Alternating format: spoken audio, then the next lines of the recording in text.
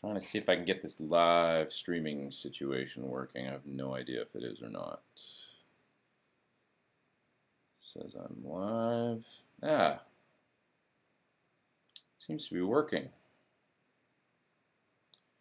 So this is just a test. You guys know if anybody sees this. Well, yeah, I see some folks on there. Yeah, basically, like, so I was doing the Wednesday Q&A videos for a long time, but that seems kind of antiquated, and you know, this seems like a better way to maybe go at it. So I'm just I downloaded this Wirecast Play software, and I have no idea what I'm doing, but it seems to have set it up and seems to be working. Hello from PEI. What's up, Prince Edward Island? It's Danny in PEI. So this is fun. Cool. So I think what I'll do is find a set time every week, and you know, maybe do a live stream Q&A thing. That would be cool, right? Hey, from Chicago. What's up? Play some guitar, somebody says. That's all I got for you right now. I don't got a tone up or anything. It's good for ratings, says somebody. Is it? I don't know. Oh, Brazil. This is awesome. Folks from all over the world. Michael Smith says hello. Is that the Michael Smith I know? Hey, from Belgium. Man, this moves fast. This is cool. Yeah, I don't know if you guys want to ask me anything right now. We might as well take some questions and see if I can answer anything. Hey, from Scotland, Australia, play please. Hi from Ireland. If I had a tone up, I would. I'm sorry. And I would have warmed up if I knew there was going to be requests. How was GetCon? Vibro Steve says. It was awesome, actually. I was kind of apprehensive about the whole thing because I just didn't know what we were going to do, and I think everybody felt that way going into it, but it ended up being amazing. First of all, Warwick Framis, our hosts, were incredible, and they were really, really generous, and it was just a really, really well set up and an interesting, just from a sort of like traveling there and spending time in that part of Germany I'd never been in, and the hotel we were in, everything was great. So I had a really, really good time. The factory is amazing, unbelievable place. I'm actually going to be putting up a Warwick factory tour video pretty soon, but I took tons of videos, so it's just going to take a little while to edit. And I found it really, really interesting. I mean, it's super geeky, but it's an amazing, amazing place. So many questions coming in here. Wow, it's crazy. I can take a few and do my best. I'll just stop the chat thing here and do my best. Let's say James says he doesn't have a way to record guitars through an amp in an apartment and doesn't have access to a studio at the moment. What do I think about using only plugins? I've had pretty good success. I mean, I just did this video at the GetCon thing with Leo from Frog League Studios. Amazing guy, and he's got a great channel. So you can check it out. He did a heavy metal cover of It's a Hard Knock Life. And I had about 20 minutes or something to track a solo because we had to shut down for the day. And I had my little Apollo Twin interface in my laptop, so I just plugged in the Apollo Twin in the laptop. I pulled up the Friedman BE100 amp. It's a Universal Audio plug-in done with Brainworks, and I just dialed up a high gain sound like really quick, and I think I put the Tube Screamer plug-in in front of it too, and it sounds really good, like in the track. It ended up being pretty cool. I spent like all of about 5 minutes dialing in a sound, so it can definitely be done. Let's see here. Did I talk about picking effects when I'm recording a tune? Picking effects. What's my thought process like? I don't know. That's a good question. Sometimes I get inspired by other people's songs. Like I'll think like, oh, this needs like a Leslie sound like that one song, da da da da da. And then it won't be like the same sounding song as mine, so it doesn't end up sounding too derivative, hopefully, or whatever. But that's a common thing where if I'm stuck, I'll listen to other people's music and go, okay, I'm going to try that sort of approach. Somebody here says, have I tried the Friedman Buxton Boost? I haven't actually, but I have one, and Dave wants me to make a video of it, so I'm going to do that pretty quick. Looks really cool. Let's see here. What else we got? Hi from Argentina. Tell us something about my new gear. New gear. What's my favorite new gear? Hey, this thing actually. Yeah, unplug it here, but this thing is so killer. This is the little MXR M300 reverb. So I've had one of these here for a minute, and I'd never tried it, and it's so good. It's just amazing, and I should have known because George Tripp's helped design it. But oh, does it ever sound good? Like the Epic setting on it is just the coolest ambient reverb. It's exactly what you want to make like a beautiful, huge cavernous reverb sound like without having to do anything. It just sounds that good in the pedal. You know, sometimes like on like for instance like the Big Sky reverb, where it's amazing. You know, it's great, but you can get lost like sort of paging through all the, you know, don't dig on those guys. It's just adjustable. This one's just like a great simple preset without having to do anything. So I love that. Between that and I really love that BAE Hot Fuzz pedal. That's like my favorite fuzz pedal of late. So those are two things that come to mind. Have I talked about Helix at all? Not yet. No, on this thing. I'm not going to stay on long because I'm starving. So I'm going to get some food. But I was like determined to try and get this to work because I've been kind of working on this for a couple hours. What else we got here? Let's see. Oops. I'm trying to figure out how to just make the live stream window that comments load. So bear with me here. Is the Sur guitar my number one? Yeah, I mean my signature is like my number one. It's like my chameleon guitar, you know. These days I've been using it on tons of stuff, and it's really fantastic. And Tony says you just cooked some chicken. Dude, I could use some chicken right now. I'm starving. You know how sometimes you go down the rabbit hole with like technology and then you realize like I forgot to go pee and I haven't eaten anything for like 6 hours and I'm starving. That's where I'm at right now. Can I talk about my process for building full tracks? Do I build from the rhythm up? Sometimes I build from the rhythm up. Drums are a great place to start, especially if you're stuck. Like, just turn on a drum loop and then start writing a riff, you know, and put on a drum loop that's maybe like something different than, you know, a lot of times when you like pick up a guitar and you're stuck in the same old rhythm, same old riffs, or you know, whatever. Putting on a groove, let's say like a 6/8 groove or something in an odd meter, or like a different tempo than you're used to playing in, really slow or really fast, can spur a different thing. So yeah, it can help to start with a groove, and then all of a sudden a riff shows up. So then I'll sort of write to that groove and maybe develop a whole song, but then I'm realizing, okay, like in this section it's got to go halftime, or in this section I got to switch up the drums. So I'll kind of sometimes come up with, you know, the basic idea of, okay, this is the sort of raw, you know, sections of the song on guitar. This is how it's going to sound, and then I'll go through and start programming the drums to kind of match that.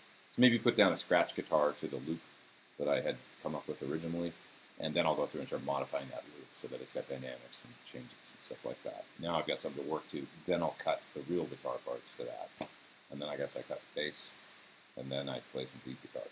Yeah, that's basically how I do it. Did I try Ian Thornley's signature Sur? Just a little bit, but man, I love the neck on that guitar. Super cool neck. I haven't really played it though, so I haven't plugged it in or anything to be able to try all the cool pickup combinations and stuff, because he's got some neat stuff going on there. But I love the neck. It's almost got like a slight V to it on the back. It's really cool.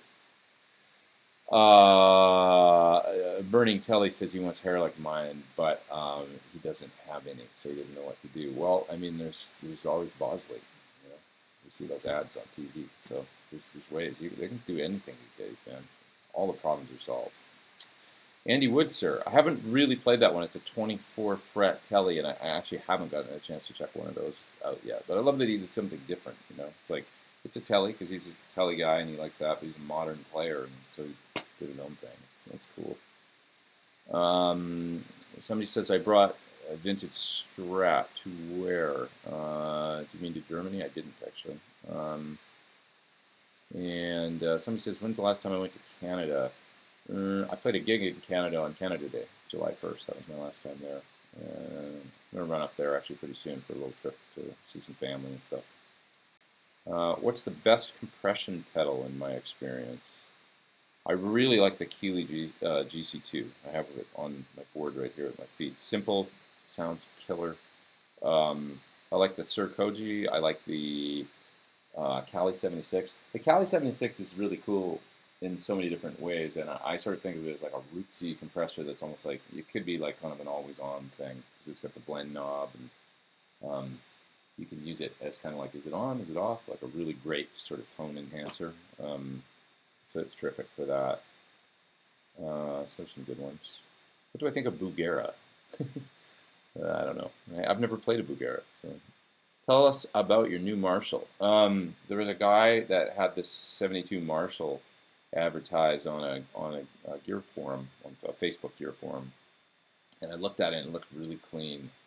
And it's only had a couple things done to it. One of them's kind of major. It's had the output transformer switch, but it's got an 80s Drake in it, and hopefully that's cool. The board looks totally pristine. Like I've had Friedman look at it, Sir, and they both look at it, so that looks like nothing's been changed, basically. I mean, it's had filter caps changed. So it's had good kind of routine maintenance done, and nothing else done, with the exception of that output transformer, which some people would consider kind of a deal breaker or a big deal. But if it's an 80s Drake, I bet it sounds good. So we'll see. I don't have it yet. It's coming to me next week. And yeah, I'm excited about it. I've wanted a 50-watt 4-hole Marshall for a long time. So plexis are just exorbitantly expensive, and this one was a totally fair, reasonable price, and probably due to the output transformer swap, it made it affordable. And so I figure, you know, that's kind of how I buy older gear. There's always like been something changed on it, or you know, like a guitar that's vintage but been refretted, and makes it cheaper. And refret to me is a plus. Like my Telly right here, this guitar, you know, it's got great frets in it that were done right before I got it, and that to me is a plus because now it's super playable. I love this guitar. Amazing sounding guitar. I've been playing this a lot at home lately. Actually, it's got the Ron Ellis pickups in it that he made for me. That was the other thing. It had a really microphonic bridge pickup, and the neck pickup was somewhat intermittent. So I switched out the electronics on it, and it just, I mean, it sounds like, so I saw some stuff online about Ron's pickups and people saying like they sound better than vintage, like the best sounding Telly pickups ever. And so I thought, okay, I gotta check this out. It's kind of like with Gil Yaron's guitars. It's the same thing. I just heard like this guy's cracked the code kind of thing. And sure enough, these pickups are, I mean, this guitar in all three positions is just unbelievable sounding to me. I can just sit and play simple things on it for hours and love it. So we got 200 people watching. That's pretty cool. I didn't even tell people I was going to do this. What will happen if I actually announce it at a certain time? Might be a good idea. What do you guys think about a time, actually, to do this? Like, what's a good time during the... I mean, there's people from all over the place, so I guess it doesn't really matter because it's... If there's folks tuning in Australia and Europe and the States, and it's in the middle of the night for somebody somewhere in the middle of the day for other people. But what about a day of the week? What would be a good day of the week to do this on? That's my question. Morning from Ireland. Wow. This was really early in the morning. Let's see here. Saturday afternoon, not doing football. No, yeah, not on Sunday. That's a good point. 10 a.m. in Australia, midnight in the UK. Weekend like this. I suppose a weekend could be a good thing. Like maybe like a, I don't know, Sunday. Somebody said Sunday's cool, but that's a good point. There's some people like watches sports and stuff on Sunday. Portugal. Man, this is cool.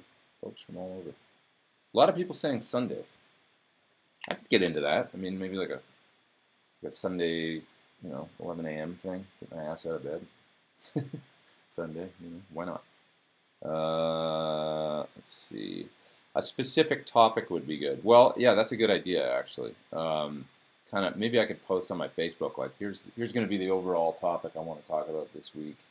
And I could post it like on a Wednesday or something so everybody knew what the hell they were tuning in for, that kind of thing. I actually did have something I wanted to discuss today that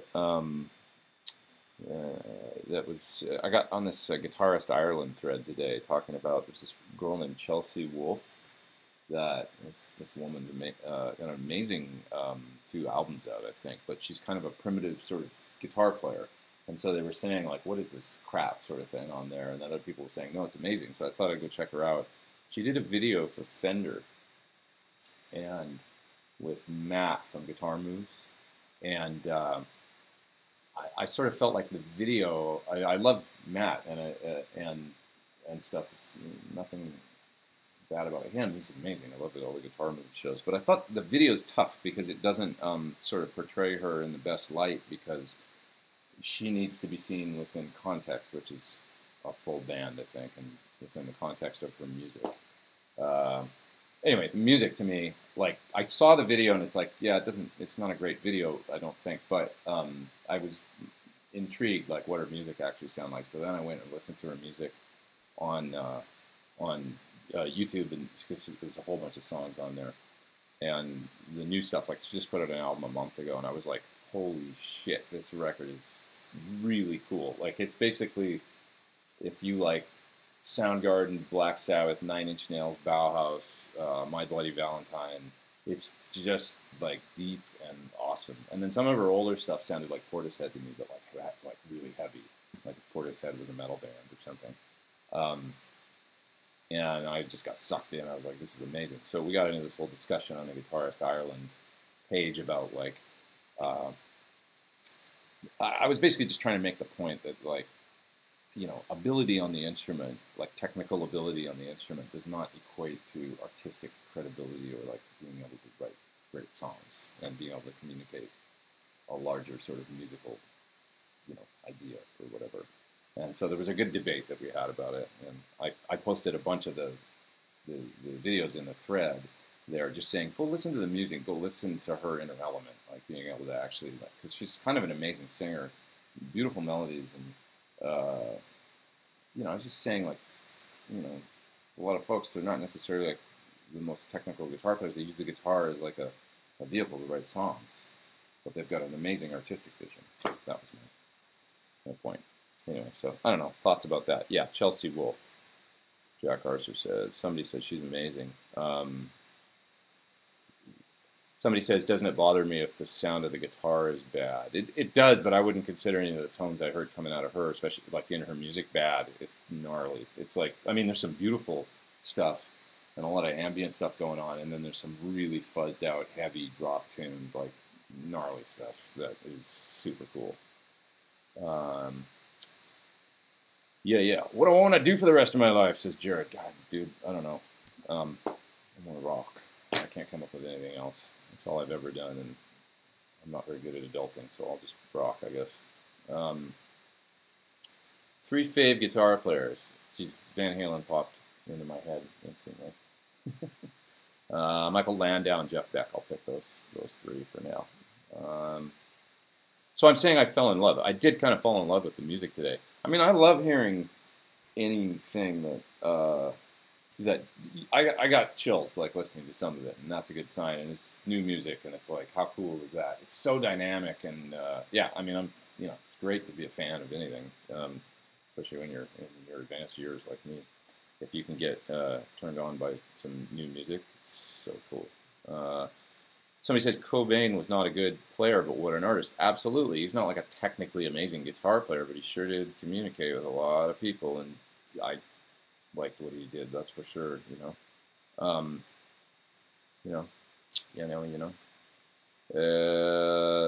Let's see here. Carl Verheyen. I love Carl Verheyen. He's a great player. I actually took some lessons from Carl, like, I don't even want to say how long ago, but I took 3 or 4 guitar lessons from him, and was always like knocked out. I still think about some of the things I learned in those lessons, like try and draw from it. What are my top 5 pedals?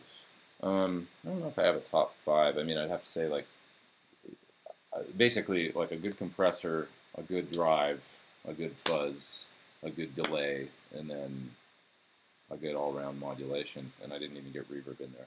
That's like what I need. Advanced years. I'm kind of joking. I like to make jokes about getting older. I'm not that old, but I'm not as young as some people might think I am. Okay, let's see. What else we got here? You're just hungry, dude. I'm so hungry right now. I really am. And somebody says that his girlfriend loves my hair. Thank you. I don't even know what's going on with my hair right now. It's like changes color every day. It's just every day's a new adventure. Who does some cool Jeff Beck stuff? Carl? Yeah, probably. Carl's amazing. I mean, nobody plays like Jeff, but Carl's got an amazing command of the guitar. He's one of those guys that's just like, holy shit, you know. Really amazing guitar player.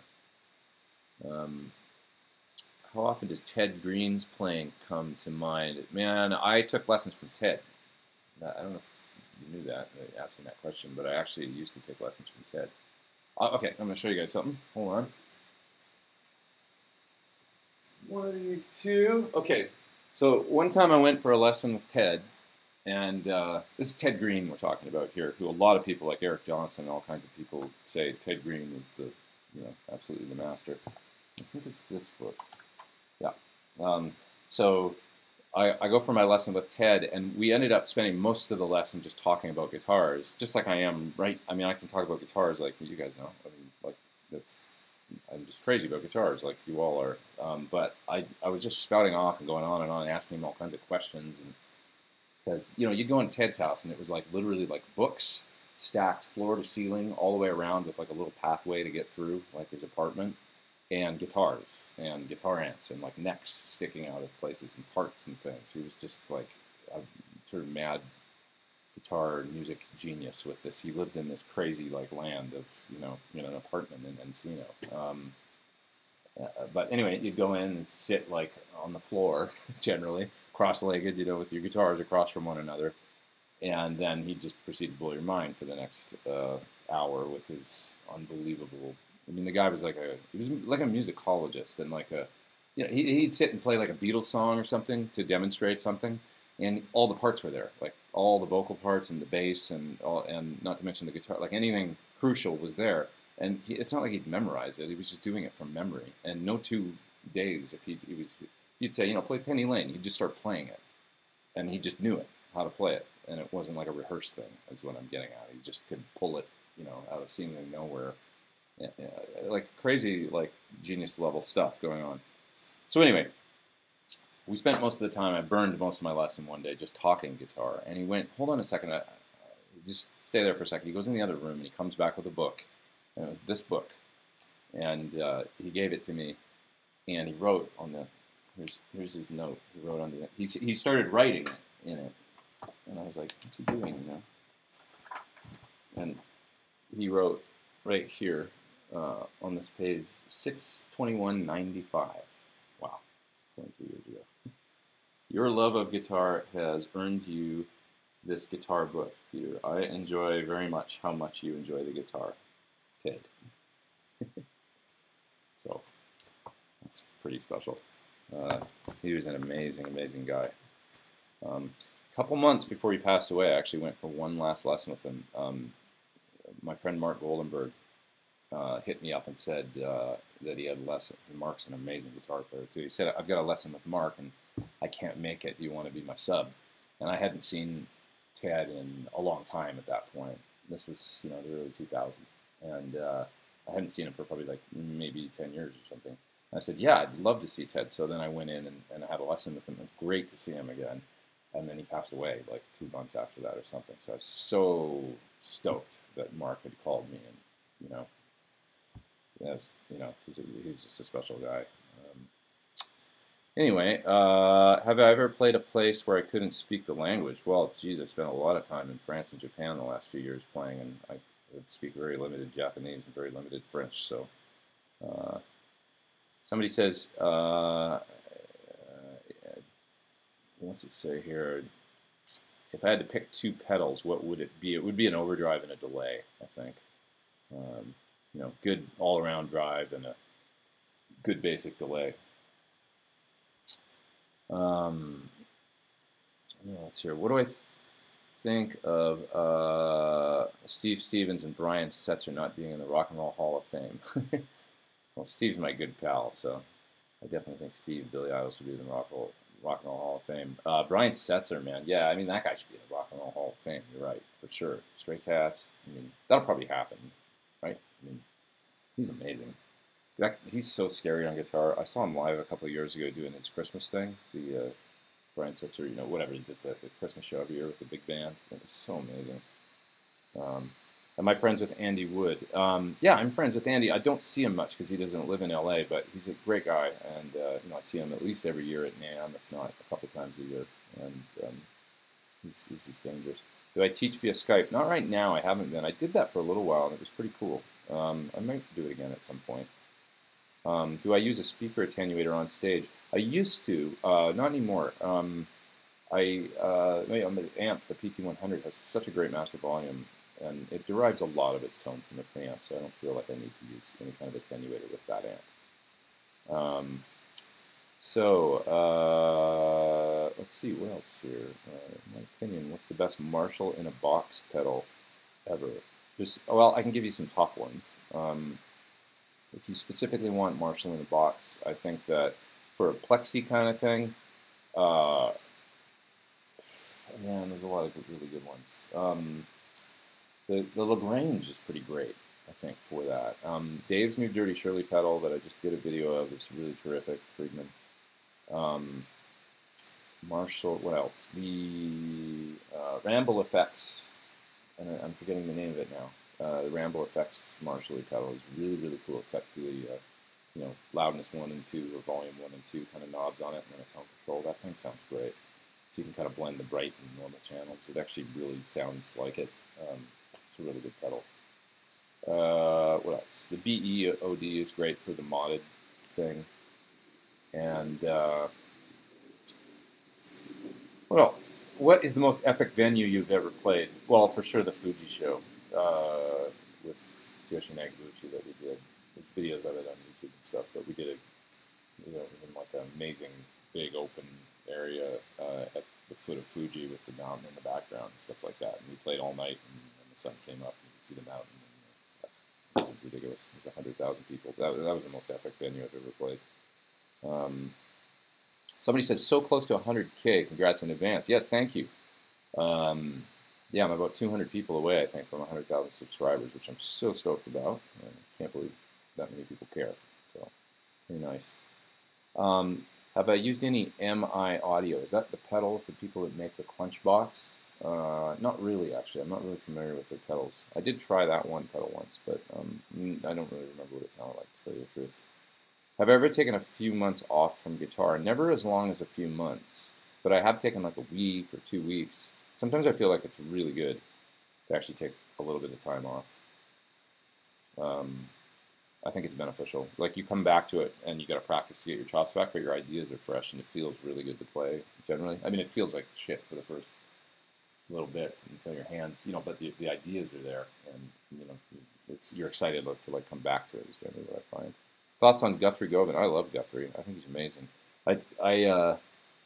I stood beside him one time at SUR while he was playing a guitar, you know, like an electric guitar, but unplugged, and just hearing his hands on the fingerboard. That's what I remember, was the sound of his fingers on the neck. He's so strong, and I love the.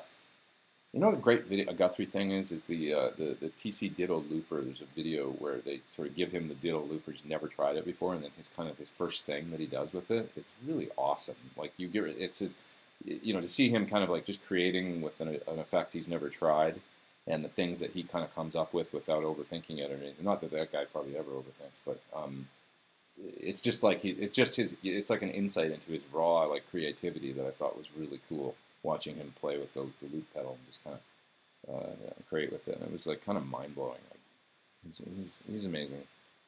Do I have a basic flanger that I like? I really like the MXR, the EVH one. So I have a preset in my Mobius now that really captures that quite well, and I love that. Oh, and the Electric Mistress too, but I use it almost more like if I use one, I use it more like the Andy Summers or you know, Alex Lifeson more. It almost sounds like a chorus sometimes, which is cool.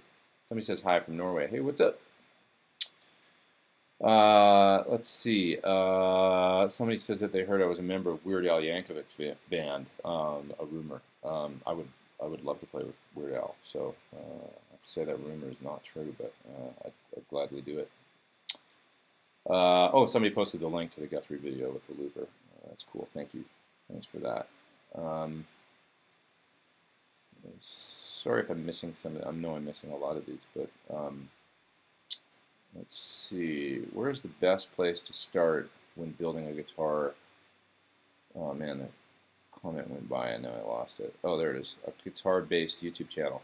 You know, if you're starting a guitar-based YouTube channel, what I would say is what you have to do is do something unique. That's what I've learned by like going to that YouTube VidGitCon thing. All those people have a unique perspective on how to make videos, and you know, everybody's got like a style, so you have to come up with that thing, basically. Otherwise, it's just going to be the same old. You know, with too many people doing the same thing.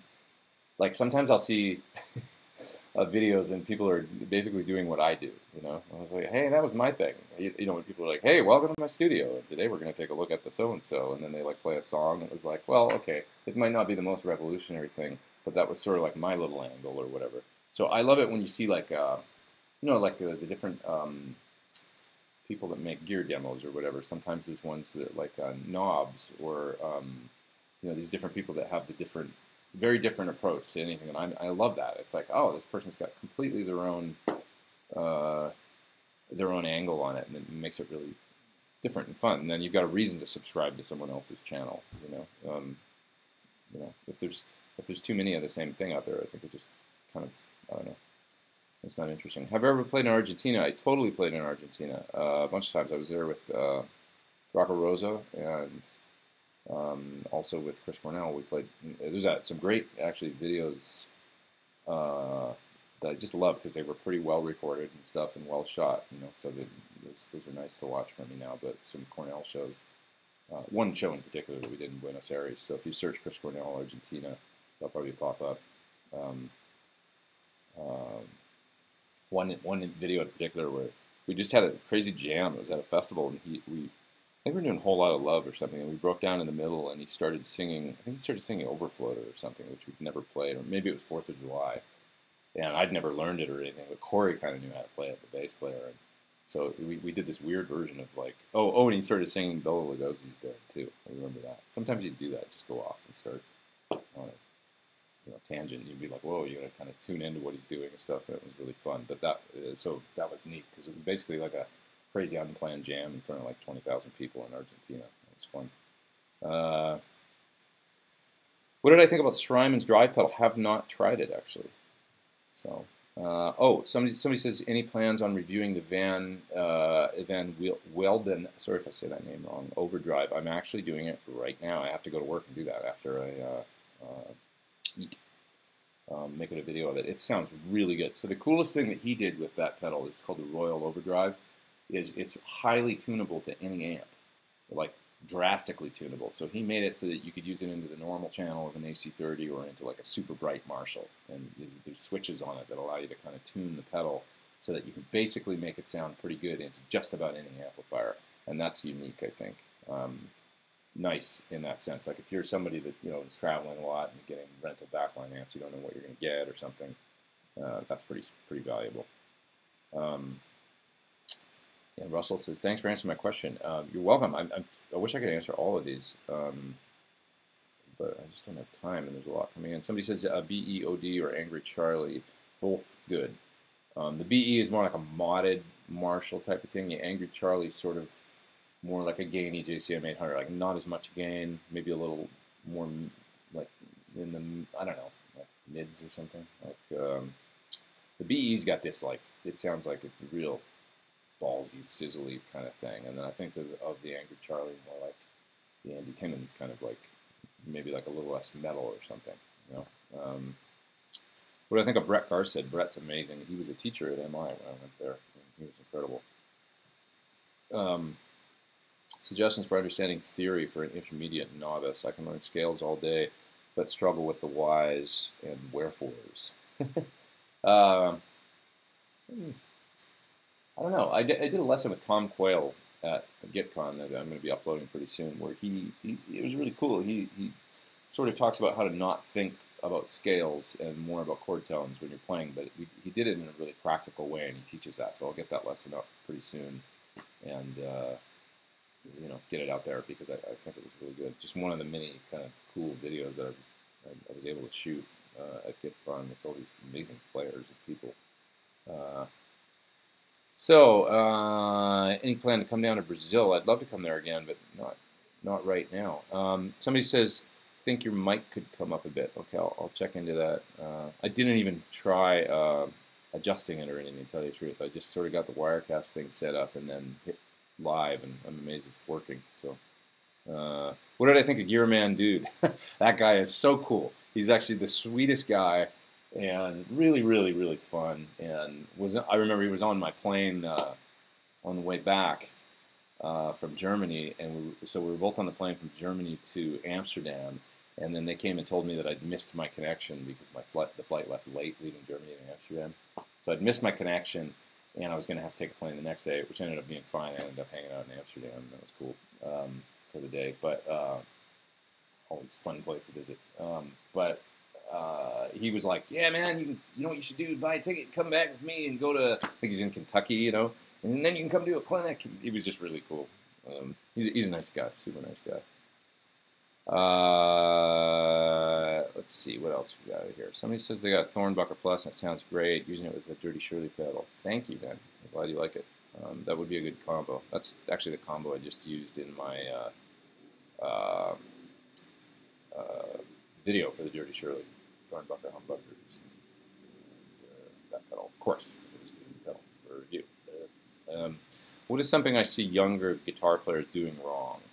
Not really wrong, but one thing comes to mind, which is that I've got this sort of like, not really a pet peeve, but there's like a lack of understanding of tone, I feel like, lately a little bit. That would be my one criticism. Amazing guitar players that I see all the time, but that maybe don't have, like, you know, the amazing guitar, amazing amplifier thing where they find their tone and you know, then maybe augment it with some pedals. I see a lot of players these days building great big pedal boards, fairly sophisticated pedal boards, but the amp has almost like become like an afterthought. I don't know if anybody out there notices that, but it's like people are like, yeah, kind of like any clean sound. They sort of like will plug into a Fender or whatever. Nothing wrong with Fenders, but you know what I mean. They'll just like whatever clean tone, and then it's like, what pedal do you use to get your drive, right? That's kind of the thing. Whereas I didn't grow up like that. Like amps were a big deal, where you know whatever you used for your amp was maybe augmented by a pedal or two. But so I'd love to see that, because we're seeing this decline in sort of amplifier sales and popularity. A lot of it's to do with Kemper and all that kind of stuff too. But the amp is just a part of the instrument to me as the guitar. It really is. It's like it really is a cyclical, you know, guitar pickups. You know, obviously it starts with your fingers. That's the most important thing. But then the guitar and the amplifier creating a core thing is huge. Now it's almost like people think about the guitar, the pedals, and any amp will do. I don't know, it doesn't really work for me. I think it's part of the reason why guitar sounds are kind of, we don't have guitar players with the distinct tones of a Brian May or a David Gilmour or an Eddie Van Halen or you know, all these different people, you know, Rory or, you know, Page, or like different people that really had unique special guitar sounds. You know, it was all the pieces in the rig. They really you know, took a lot of time and interest. It seems like when I think about any guitar player, it was like wasn't an afterthought. You know, even somebody that relied on pedals like Gilmour. I mean, he had his high watts and they were really cool sounding. So his core tone was always like really great. You know, so it's something to not forget. And with that, somebody says Kemper or real amp. Kempers and Axe Effects and all that stuff, they all have they've got a place totally, but I always love real amps. You know, I use a Kemper all the time. I go and sit right here. It sounds great, but it's, to me, I'm always going to pick.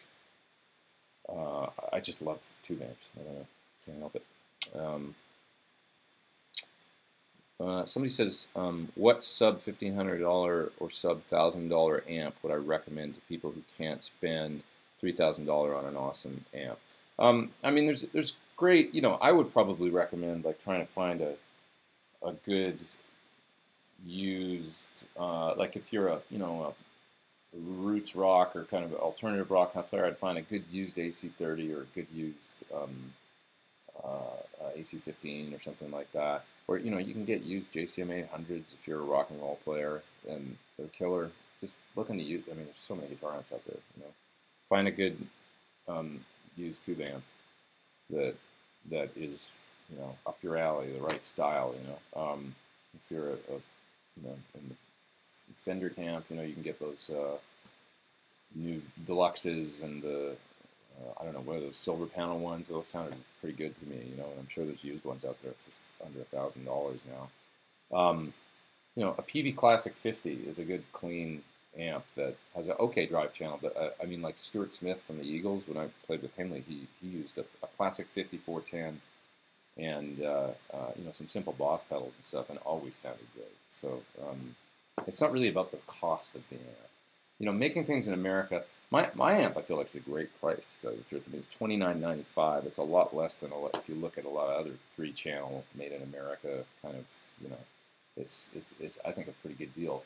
But it costs a lot to make things in America these days. That's just how much, you know, it's just it's building stuff in California is, you know, I think people sort of, you know, they fail to realize sometimes like what it costs to run a business in a place like California with the sort of regulations and stuff like that. So, you know, sort of kudos to Sir and everything for doing it and continuing to do it, because it'd be a lot easier in some ways to just move to, you know, overseas production and all that, but that's just not how they roll. So things are expensive, but I would say look for good used stuff. You know, Fender, Vox, Marshall. I have a used. I bought a used AC15 hand wired for $900, something like that, and that amp is, for that tone, it's killer. Okay, I think I gotta go, you guys. What do I think of Richie Kotzen as a solo artist? Let's answer a couple more. I love Richie, man. I mean, Richie, here's a funny one. So I used to write letters to Richie. This is before the days of email, before computers, really. Personal computers, anyway. I used to write him letters because it was probably on the back of one of his albums or something. There was an address, like to write to Richie or whatever, one of his early solo albums. From Canada, I would write him letters in Pennsylvania before he'd ever moved to California, and he would write back. It was actually cool. I'd get like letters in the mail from Richie Kotzen. And he was super nice. So that was when I was, I don't know, 16 or 17. He was probably like 18. And I was always blown away by his playing. And now he's like, you know, dude sings like Paul Rodgers and can play guitar like it. He's just amazing. Pretty incredible. So, okay. One more question. How do I keep myself adapting and progressing as a musician without staying stuck in a rut? It's a good question. I mean, there's so many ways to get influenced in these days. But, you know, you watch YouTube or literally just go out to shows or, you know, so much listening. Like today, I just do a random thread on Facebook or whatever, and I found that now I'm like, Chelsea Wolfe. I was just like, holy shit! Here's a whole like bunch of listening, and so I don't know. It's like I just try and keep my ears open, and I've also got like a really I'll listen to anything. I don't have any kind of like, you know, I'm an equal opportunity listener, I guess. I like, as long as it's good, I love everything. I'll listen to country music or you know, stoner rock or jazz or, you know, electronic music. I listen to all kinds of stuff. So I just try and keep an open mind, just as long as it resonates with me. Yeah, I don't know. All right, well, hey, this was fun. I had no idea I was going to sit here this long and do this. It was cool. But I think I'm going to jet and go get something to eat. Thanks, you guys. And so I'll think about the time to do this. And maybe it is a Sunday. Maybe I should try like Sunday in the, you know, not too early in the morning, but maybe at like, you know, 11 a.m. Pacific or something, and then it's 10 a.m. Pacific or something. Give that a try and see if people show up. Tweak it if not. You know. How do I even stock this? I have no idea. Thanks for tuning in, you guys. I do appreciate it. And if I can figure out how to sign off, I will. I have no clue. Stream now. Right. That's funny. I can't find the button to stop it. You're stuck with me. Let's see here. Yeah, I actually have no clue. Yeah, maybe let's close it and that'll probably stop the stream. All right, you guys. I'm going to go eat. That's it for me. Thanks so much. See ya.